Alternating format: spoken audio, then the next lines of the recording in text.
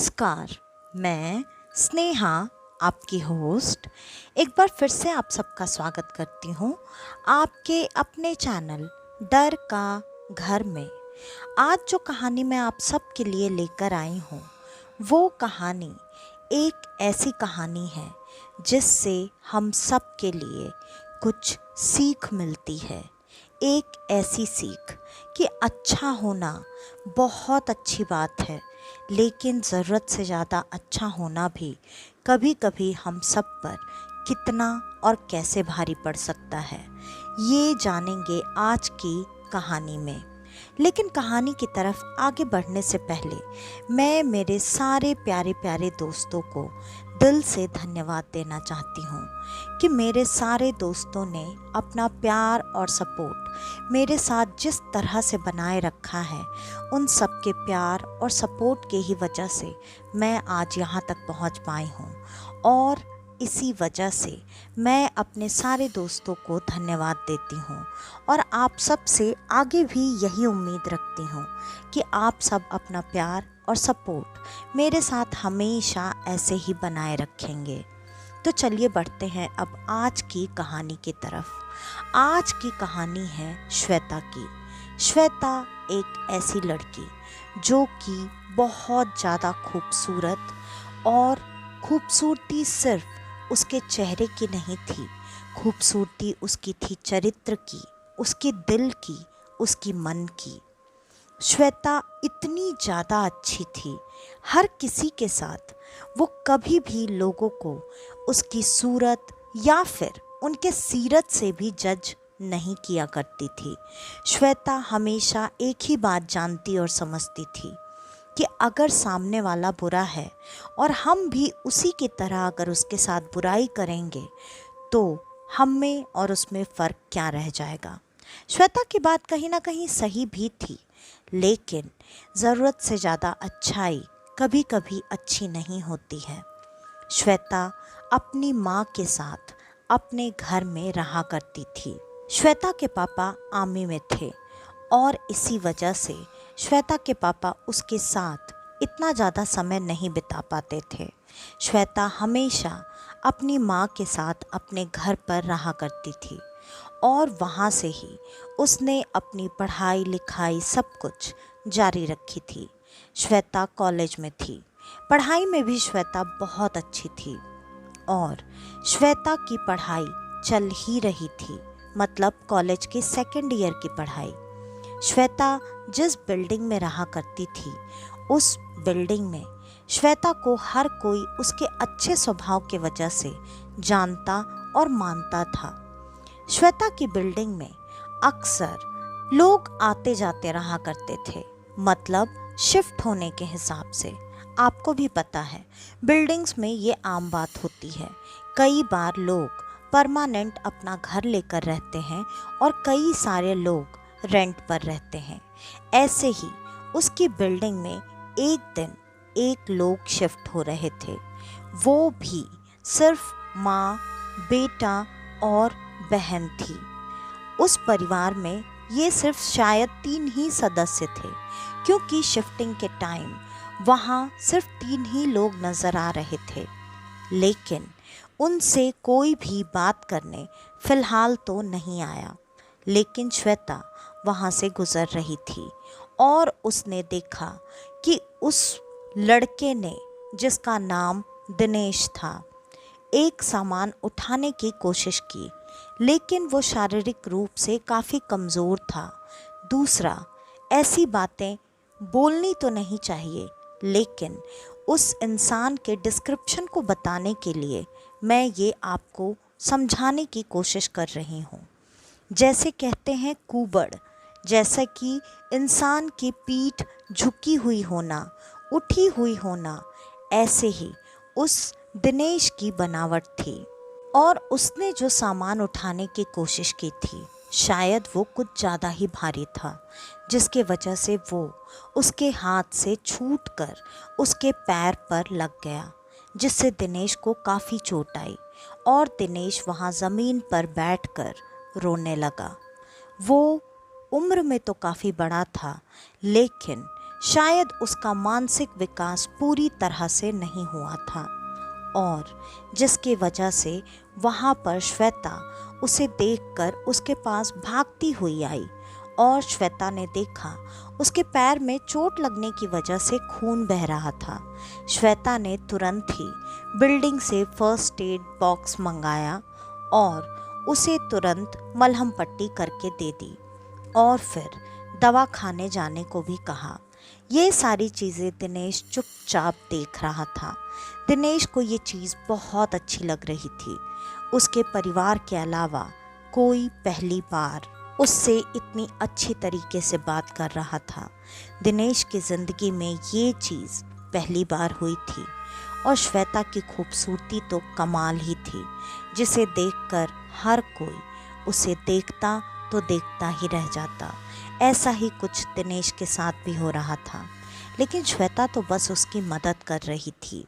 उससे भी बड़ा कोइंसिडेंस अब ये हुआ कि वो श्वेता के जस्ट नीचे वाले फ्लोर में ही शिफ्ट हुआ था। उसके बाद श्वेता हमेशा अपनी बिल्डिंग से जब भी आना जाना किया करती, वो ऐसा नोटिस करती जैसे उसे कोई बार बार कहीं से छुपकर देख रहा है। किसी की लगातार नज़रें उस पर बनी हुई है। श्वेता को ये चीज़ काफ़ी अजीब लग रही थी, लेकिन श्वेता जब तक किसी को देखे नहीं, जाने नहीं, वो ये बात कैसे कह सकती थी? ये उसका वहम भी तो हो सकता था। यही मानकर श्वेता कई दिनों तक इन चीज़ों को इग्नोर करती रही। अब अक्सर उसे दिनेश अपने बिल्डिंग के आसपास दिख जाता। वो बार बार श्वेता के आगे पीछे करता और लगता जैसे श्वेता से बात करने की कोशिश कर रहा हो।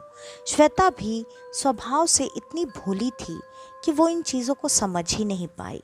वो भी थोड़ी बहुत बातें जैसे हाय हेलो, तबीयत पूछना, चोट पूछना, ऐसी बातें दिनेश से करती रही। और उसके बाद श्वेता कुछ दिनों के लिए शहर से बाहर चली गई अपने किसी रिश्तेदार के यहाँ। लगभग 10 दिनों के बाद जब श्वेता आई, तब अचानक से दिनेश उसके सामने आकर उसे चिल्लाकर ये पूछने लगा, तुम कहाँ चली गई थी बिना बताए? ऐसे कोई करता है क्या? तुम ऐसा कैसे कर सकती हो मेरे साथ? तुम ऐसे चली गई, मुझे बताया भी नहीं। श्वेता को ये चीज़ अब काफ़ी अजीब लगी। श्वेता ने कहा, एक्सक्यूज़ मी, आप कौन हैं जो मैं आपको ये बातें बताऊं? और आप कौन होते हैं मुझसे ऐसे सवाल करने वाले? इस पर दिनेश को ये रियलाइज़ हुआ कि उसका ऐसे रिएक्ट करना श्वेता को शायद अच्छा नहीं लगा। श्वेता का रास्ता उसने छोड़ दिया। श्वेता चुपचाप अपने घर पर चली गई। लेकिन श्वेता को ये चीज़ें काफ़ी अजीब लग रही थी। श्वेता ने अपने घर पर जाकर अपनी मम्मी को ये बात बताई। मम्मी ने कहा, जाने दो, हो सकता है उसको ऐसा लग रहा हो कि तुम उसकी फ्रेंड हो। तुम ही बताती थी ना कि तुम मुझसे बातें कर लेती थी, हाल चाल पूछ लिया करती थी, तो इसकी वजह से शायद उसने ऐसे रिएक्ट कर दिया होगा। और वैसे भी तुम ही बोल रही थी ना कि उसका शारीरिक और मानसिक विकास पूरी तरह से नहीं हुआ है, तो इतना क्यों ध्यान देना? जाने दो बेटा। श्वेता को भी अब उसकी मम्मी की बातें सही लगी और श्वेता ने इन बातों को इग्नोर कर दिया।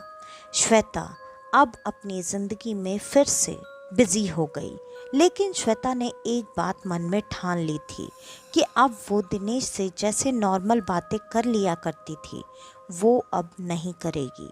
और फिर इसके बाद श्वेता ने लगभग 1 हफ्ते तक दिनेश को ऐसे ही अपने रास्ते में देखकर अवॉइड करना स्टार्ट कर दिया।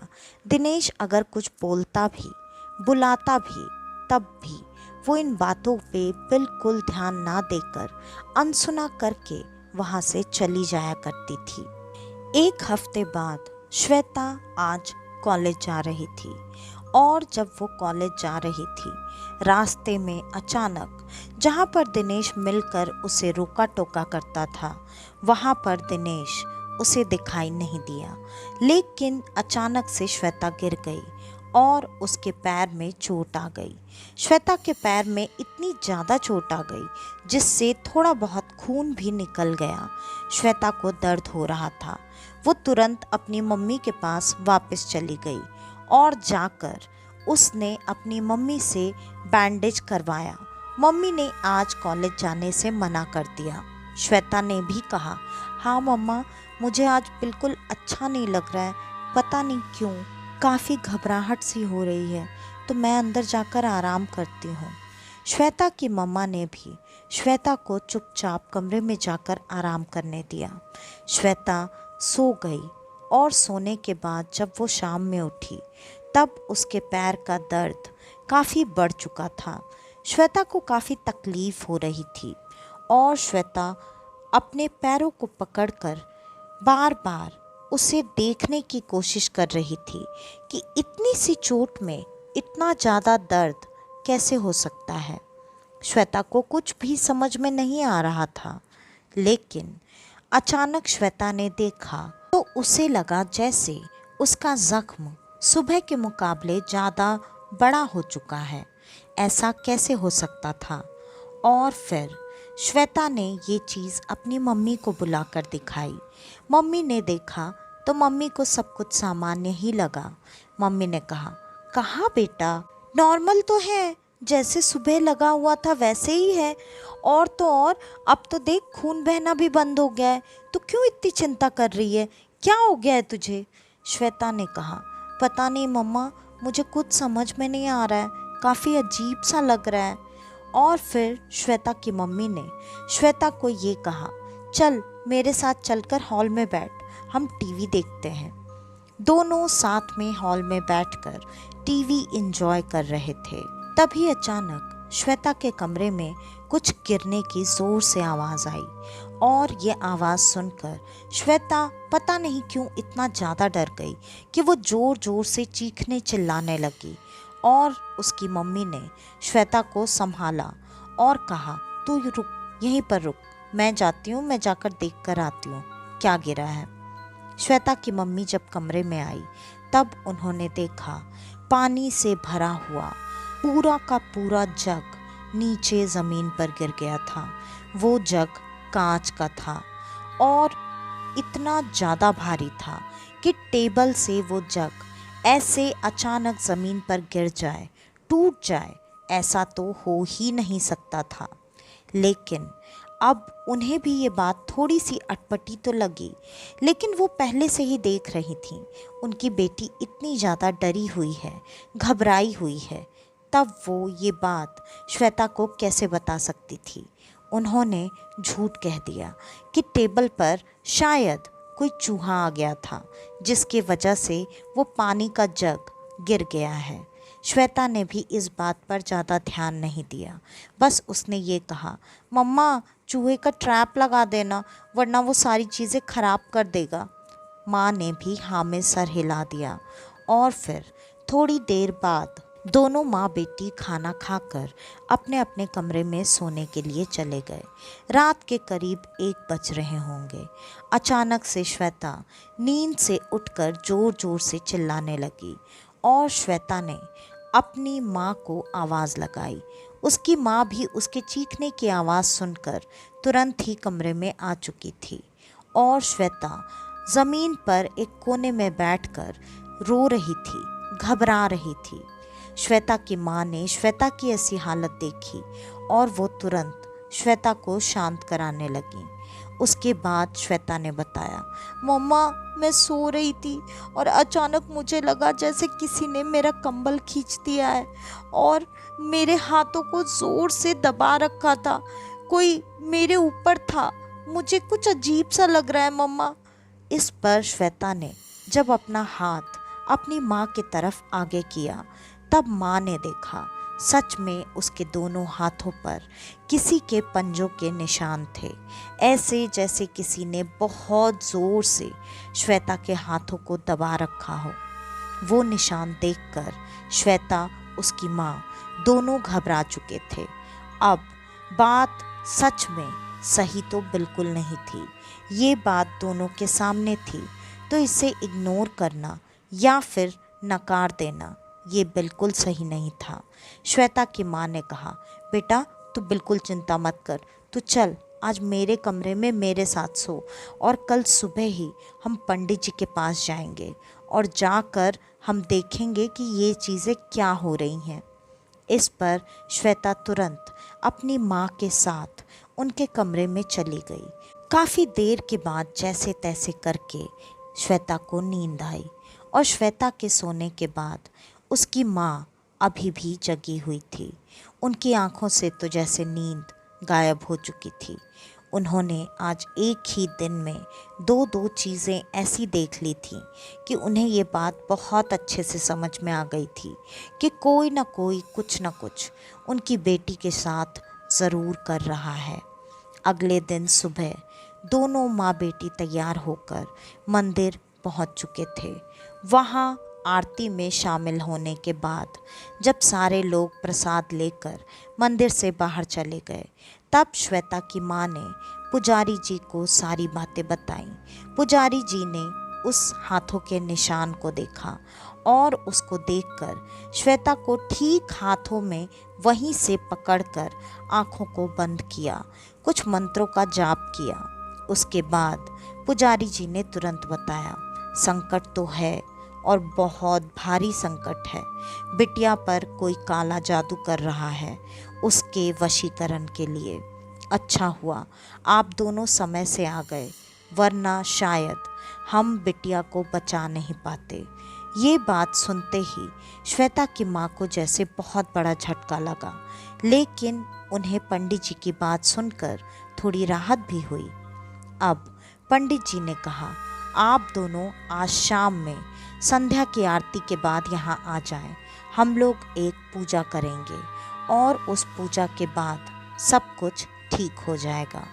ये बात सुनकर वो दोनों प्रसाद लेकर वहाँ से घर चली गईं और जब वो दोनों अपनी घर के तरफ जा रही थीं, तब उन्होंने देखा दिनेश अपने बालकनी में खड़ा होकर श्वेता को इस तरीके से घूर रहा था जैसे वो शायद आँखों से ही श्वेता को खा जाएगा। ये बात माँ बेटी दोनों ने देखी। श्वेता डर के मारे दौड़कर बिल्डिंग के अंदर घुस गई। श्वेता की माँ भी उसके पीछे पीछे तुरंत आ गई और श्वेता को संभालते हुए घर के अंदर लेकर चली गई। घर पर पहुंचते ही जैसे उन्होंने दरवाज़ा खोला, उन्होंने देखा घर के अंदर से बहुत गंदी बदबू आ रही थी। ऐसी बदबू जैसे कोई सड़ा हुआ मांस का टुकड़ा उस घर के अंदर रखा हुआ हो। ये महसूस करते ही दोनों ने तुरंत अपने नाक को बंद किया और वैसे ही घर में घुसकर तुरंत ढूंढने की कोशिश करने लगी कि ये बदबू कहाँ से और क्यों आ रही है। लेकिन पूरे घर में अच्छे से ढूंढने और देखने के बाद भी उन्हें कहीं भी कुछ भी ना तो मिला और ना ही पता चला। अब थोड़ी देर बाद उन्होंने घर पर पूजा आरती सब कुछ की। उसके बाद वो बदबू पूरी तरह से घर से गायब हो चुकी थी। हाँ, पूजा और आरती के वक्त कई चीज़ें हुई, जैसे बार बार दिए का बुझना और लौ का लगातार फड़फड़ाना, लेकिन फिर भी काफ़ी कोशिशों के बाद उन्होंने पूजा आरती कर ही ली। और फिर दोनों माँ बेटी खाना खाकर थोड़ी देर तक आराम करने लगे। वो कहीं ना कहीं शाम होने का इंतज़ार कर रहे थे। आखिरकार शाम हो गई और दोनों फिर से नहा धोकर स्वच्छ कपड़े पहनकर मंदिर में पहुंच चुके थे। वहां पर दोनों शाम की आरती में शामिल हुए और उसके बाद सारे लोग जब मंदिर से प्रसाद लेकर जा चुके थे, तब पंडित जी हवन की तैयारी पहले से ही कर चुके थे। उन्होंने तुरंत श्वेता और उसकी माँ दोनों को वहाँ सामने बैठने को कहा। दोनों सामने बैठ चुके थे और हवन शुरू हो चुका था। थोड़ी देर तक हवन करने के बाद पुजारी जी ने जो एक आहुति डाली, वो आहुति श्वेता के ऊपर से उतार कर, मतलब जो नज़र उतारने के लिए करते हैं। क्लॉकवाइज घुमाकर वो आहुति जैसे ही उन्होंने हवन कुंड में डाली, वैसे ही हवन कुंड से एक काला साया तुरंत निकलकर मंदिर के बाहर जाने की कोशिश करने लगा। लेकिन लग रहा था जैसे पुजारी जी ने पहले से ही मंदिर को भी पूरी तरह से बांध कर रखा हुआ था। इस वजह से वो काला साया इधर से उधर घूम रहा था, चिल्ला रहा था। ये चीज़ें साफ साफ श्वेता और उसकी माँ दोनों को दिखाई दे रहा था। पुजारी जी ने तुरंत ही एक कलश सामने किया और उस कलश के अंदर ही वो काला साया तुरंत समा गया। उसके समाते ही पुजारी जी ने तुरंत उस मिट्टी के बर्तन को ऊपर से लाल कपड़े से ढककर मौली से बांध दिया और फिर श्वेता से कहा, बेटी अब तुम बिल्कुल ठीक हो, अब तुम्हें कोई भी चीज़ कभी परेशान नहीं करेगी। उन्होंने श्वेता के हाथों में कलावा बांधा, उसकी माँ के हाथों में कलावा बांधा और फिर कहा, इस चीज़ का क्या करना है वो मैं देख लूँगा, तुम दोनों यहाँ से चले जाओ। अब जबकि सब ठीक हो चुका था, लेकिन श्वेता को जानना था और उसकी माँ को भी कि ये चीज़ें श्वेता के साथ आखिरकार की किसने थी। लेकिन पुजारी जी ने साफ साफ मना कर दिया कि वो ये चीज़ें बता नहीं सकते और उन्हें खुद ही ये चीज़ कल सुबह तक पता चल जाएगी। जिसने भी तुम्हें नुकसान पहुंचाने की कोशिश की है उसके साथ कल सुबह तक कुछ न कुछ बुरा ज़रूर हो जाएगा और वो खुद ब खुद तुम दोनों को समझ में आ जाएगा। दोनों माँ बेटी पंडित जी को धन्यवाद देकर अपने घर वापस आ चुकी थी। कहीं ना कहीं इस बात का अंदाज़ा अब उन दोनों को लग चुका था कि ये कौन है, लेकिन फिर भी वो इस बात का सबूत चाहती थी। घर लौटते वक्त जानबूझकर श्वेता और उसकी माँ दोनों दिनेश के घर की तरफ देख रहे थे, लेकिन उसके बालकनी में आज कोई नहीं था। वो दोनों बिल्डिंग में आराम से दाखिल हुए, घर में आए और घर में आकर खाना खाकर आज श्वेता काफ़ी दिनों के बाद बड़े आराम और सुकून की नींद सोई। अगले दिन सुबह सुबह उनके दरवाजे पर तेज तेज दस्तक होने लगी और उस दस्तक को सुनकर वो दोनों दरवाजे पर तुरंत आए। दरवाज़ा खोलते ही देखा उनके बिल्डिंग के ही कुछ लोग वहाँ पर खड़े थे और फिर उन लोगों को देखकर श्वेता और उसकी माँ ने पूछा, क्या बात है, आज सुबह सुबह आप सारे लोग यहाँ पर? इस पर उन लोगों ने बताया, आपके नीचे वाले फ्लैट में जो वो परिवार शिफ्ट हुआ था ना, उसमें से उनकी बेटी, उसने पता नहीं क्यों अपनी बिल्डिंग से कूदकर सुसाइड कर लिया है और उसका भाई पागल हो चुका है। वो अजीब अजीब सी हरकतें कर रहा है, वैसे ही पहले से आधा पागल था, अब तो पूरा पागल हो गया है। ये बात सुनते ही तुरंत दोनों माँ बेटी ने एक दूसरे की तरफ देखा। जो उनका शक था वो सच साबित हो चुका था और उसके अगले ही दिन वो माँ बेटा भी उस बिल्डिंग से गायब हो चुके थे। उन्होंने घर शिफ्ट किया या नहीं, या वो शिफ्ट कब करके चले गए, ये बात किसी को कभी भी पता नहीं चली। उसके बाद श्वेता की ज़िंदगी में ऐसी कभी कोई मुसीबत नहीं आई। आज की ये कहानी यहीं पर ख़त्म होती है। आपको हमारी आज की ये कहानी कैसी लगी हमें कमेंट करके ज़रूर बताइएगा। और अगर आपको हमारी ये कहानियाँ पसंद आती हैं तो ज़्यादा से ज़्यादा हमारी इन कहानियों को शेयर करें। अगर आप हमारे इस चैनल पर आज पहली बार आए हैं तो हमारे इस चैनल को लाइक, शेयर और सब्सक्राइब करना बिल्कुल ना भूलें, क्योंकि आप सबके एक लाइक, एक शेयर, एक सब्सक्राइब से और एक कमेंट से मेरा पूरा दिन बन जाता है और मुझे ऐसा लगता है जैसे मेरे प्यारे दोस्तों को मेरी मेहनत पसंद आ रही है। मुझे काफ़ी हिम्मत मिलती है। तो मैं आप सब से आगे यही उम्मीद रखती हूँ कि आप सब अपना प्यार और सपोर्ट हमेशा मेरे साथ ऐसे ही बनाए रखेंगे। अगर आपके पास आपकी ऐसी कोई कहानी है तो डिस्क्रिप्शन में दिए गए ईमेल आईडी या इंस्टा आईडी पर आप हमें आपकी वो कहानी भेज सकते हैं। तो आज के लिए बस इतना ही।